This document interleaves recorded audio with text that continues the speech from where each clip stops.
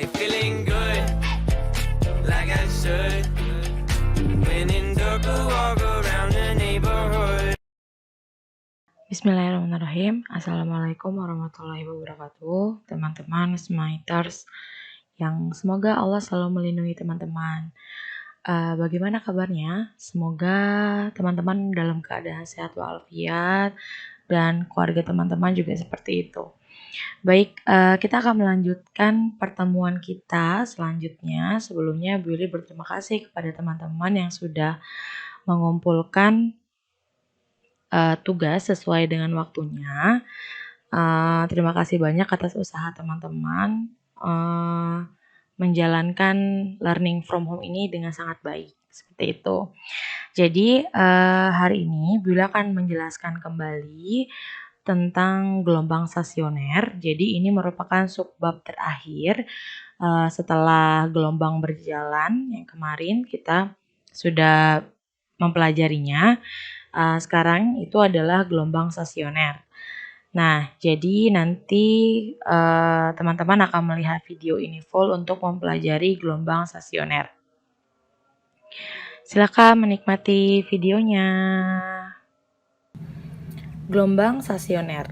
Definisinya, perpaduan dua gelombang yang mempunyai frekuensi, cepat rambat, dan amplitudo yang sama besar, tetapi merambat pada arah yang berlawanan. Nah, sebelumnya kita sudah pernah mempelajari tentang gelombang berjalan, di mana ada beberapa besaran-besaran yang kita pelajari, seperti frekuensi, periode, panjang gelombang atau lambda, dan persamaan gelombang berjalan Y sama dengan A sin omega T plus minus Kx. Nah, gelombang stasioner itu dibagi menjadi dua, yaitu ada ujung terikat dan ujung bebas. Untuk pertamanya kita akan mempelajari ujung terikat. Nah, apa nih? Ada satuan yang baru lagi nih, besaran maksudnya, besaran yang baru lagi, yaitu ada simpul dan perut. Nah, sebelum kita berlanjut, silahkan nanti teman-teman menikmati animasi yang akan Bu Yuli sajikan setelah ini. When in dark, I walk around the neighborhood. Feeling blessed, never stressed. Baik, sekarang teman-teman disajikan animasi tentang ujung terikat. Maksudnya apa sih gelombang stasioner ujung terikat? Nah, perhatikan di sini adalah tiangnya, kita anggap ini adalah sumber dari gelombangnya. Sedangkan yang di sini, nah ini dia terikat. Berarti dia di sini diam. Dia diam, dia tidak bisa bergerak dengan bebas. Nah, kita lihat ya animasinya.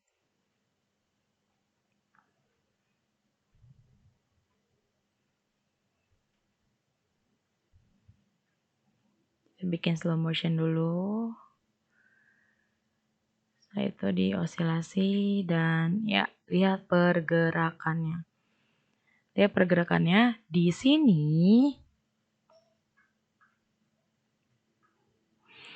Dia lihat. Nah, di sini itu lihat nih yang warna hijau. Dia tidak bergerak. Ya, karena dia terikat. Nah, di sini. Terus dia punya lagi di sini. Terus dia ada di sini lagi. Nah, kita lihat lagi ketika dia bergerak. Jadi, kalau misalnya gelombang terikat, berarti dia di ujungnya itu ada lagi yang mengikatnya.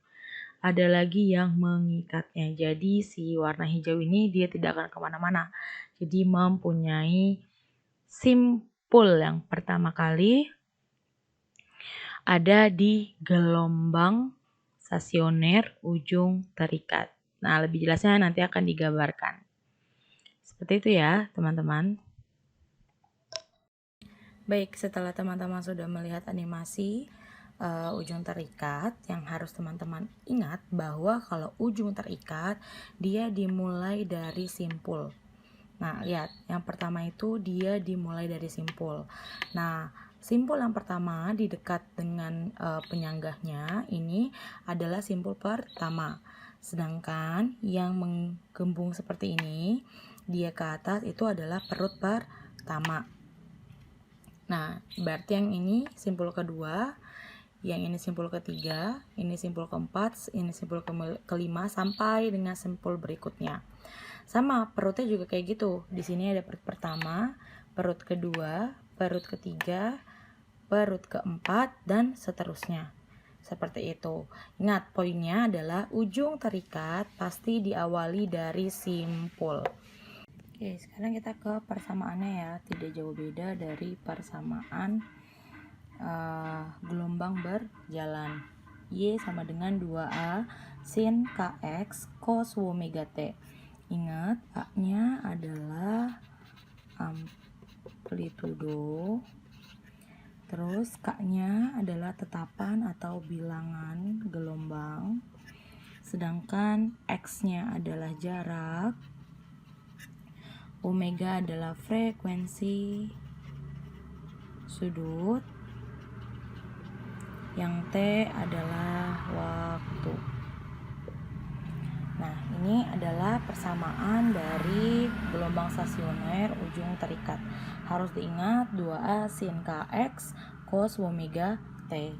Nah, sebelumnya mau mengingatkan lagi, kalau misalnya ada rumus omega sama dengan 2πf atau omega sama dengan 2pi per t, atau K sama dengan 2pi per lambda, V sama dengan omega dikalikan F, dan lain sebagainya yang sudah pernah kita bahas di persamaan gelombang berjalan.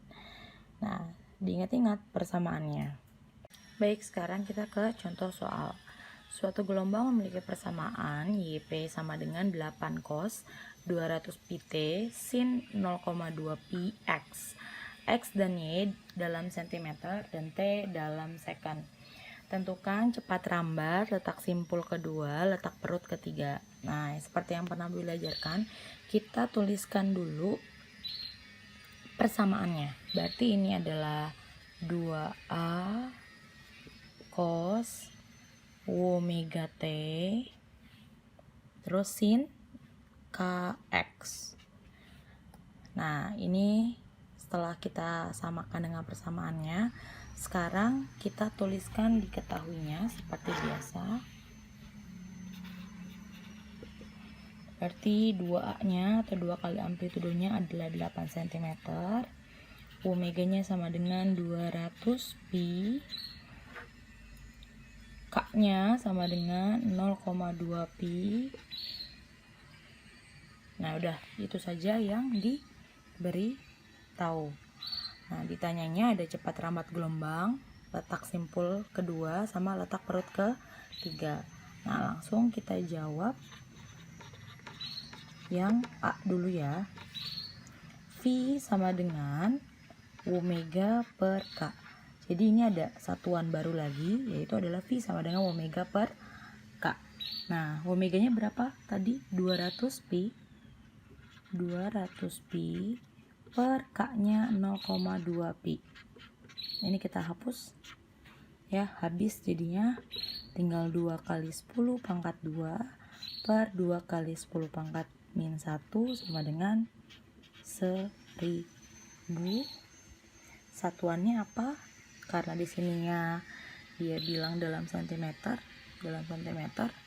berarti di sini jawabannya 1000 cm per second.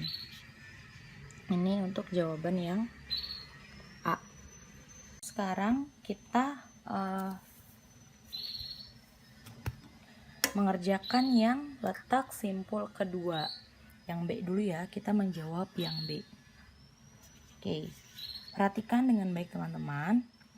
Yang ke B tadi dia bilang letak simpul kedua. Kita perhatikan lagi gambar yang pertama yang tadi sudah disajikan. Itu simpul kedua berada di titik ini.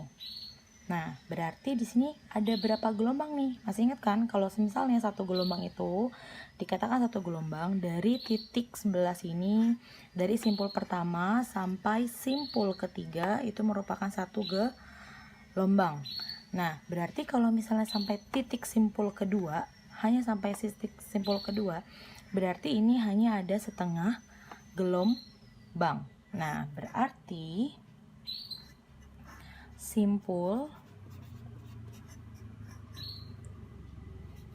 kedua itu rumusnya sama dengan setengah lambda. Setengah dikalikan lambda. Setengahnya nih yang tadi kita dapat itu dapat dari sini, menentukan berapa banyak gelombang dari titik utama atau simpul pertama ke simpul kedua. Berarti cuma ada setengah gelombang. Berarti rumusnya setengah dikalikan lambda.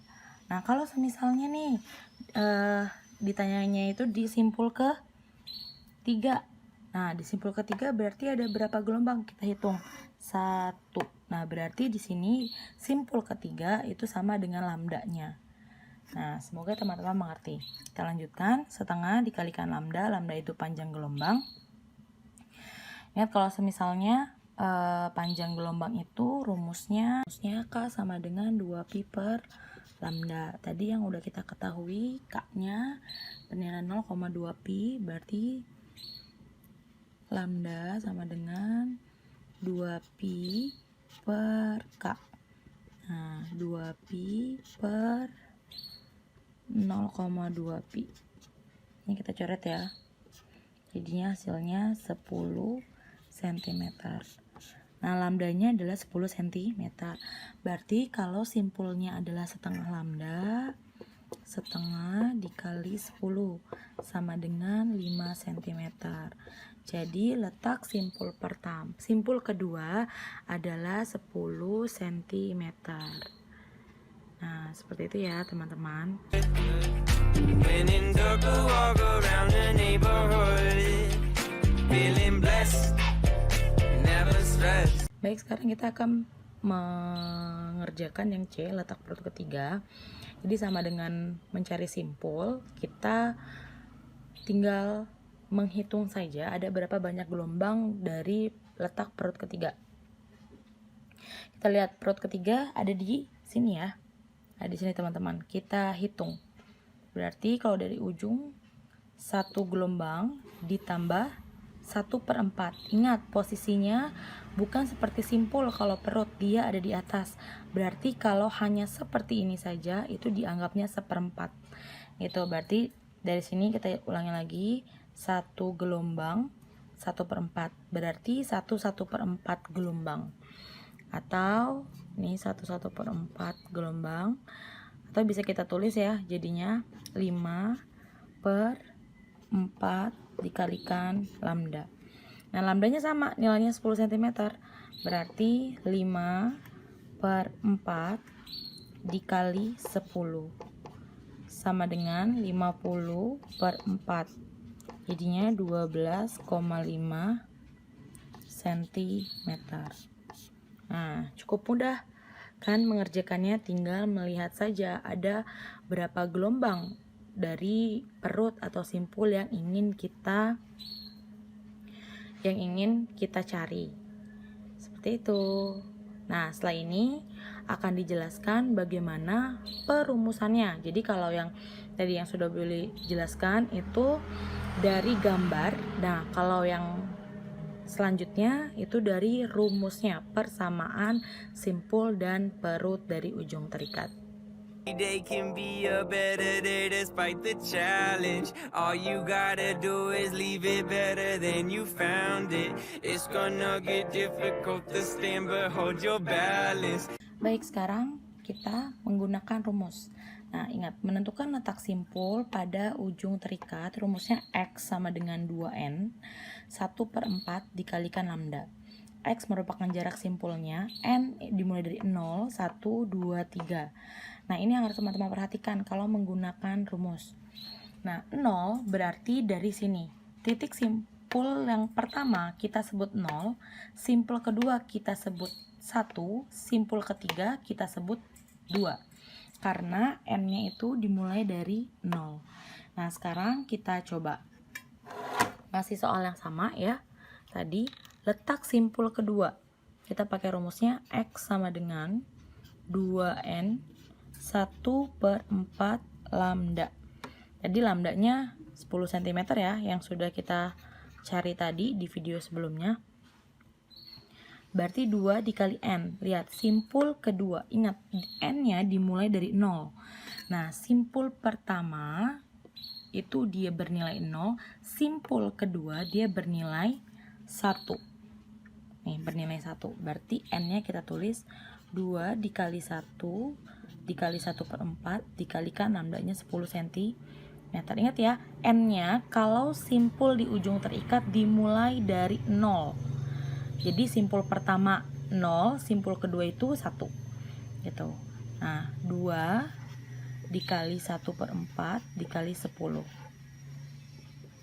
Ini 2/4 dikalikan 10 sama dengan 1/2 dikali 10 sama dengan 5 cm. Nah, sama seperti sama seperti jawaban yang sudah kita lakukan di video sebelumnya. Jadi ini rumusnya.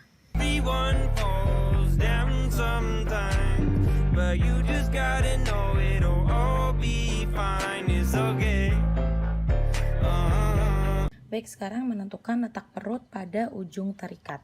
X sama dengan 2N plus 1 dikali 1/4 lambda. Kalau tadi hanya 2N dikali 1/4 dikalikan lambda. Kalau di perutnya dia ditambahkan nilai 1.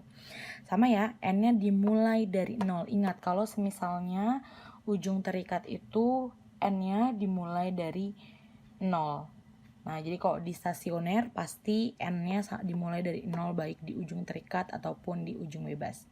Your ears just like the waves and sound it, and just say whatever, cause there is no way. Baik, kita buktikan.